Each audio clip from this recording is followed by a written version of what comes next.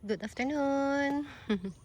Ayan, afternoon pa lang guys kasi 5:46 PM pa lang. Ayan.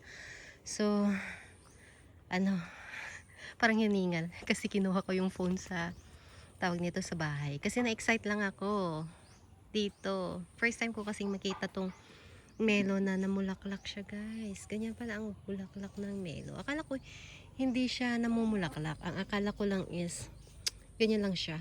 Ganyan, ganito ba? Yan.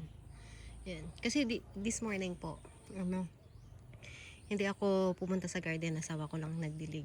Kahapon lang ako nagdilig dito. So, kaninang umaga, wala akong time na pumunta dito kasi, ano, tawag nito, binihisan ko yung mga anak ko kasi pumunta kasi kami sa church.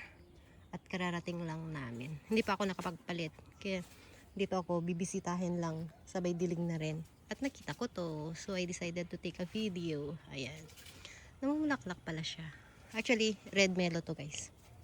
Ayan, si red mellow. Ayan. May mga mellow na ako. Akala ko talaga hindi namumulaklak ang mellow. Na-excite ako. Ang ganda pala ng bulaklak na. I mean, ang cutie. Ito, red mellow din to kasi akala ko wala pa akong red mellow nun. Ayan. And this one is the orange mellow. And this is the other mellow that is free. Parang mellow din siya, diba? Pero free siya yan, guys. Ewan ko kung ano ang name or ID niyan. Pero parang kung titingnan ko is hindi. Parang parehas sila ni red mellow. Pero parang maitim lang dito niya. Yung tinik niya. Pero tingnan ko pagka lumaki na. Ayan.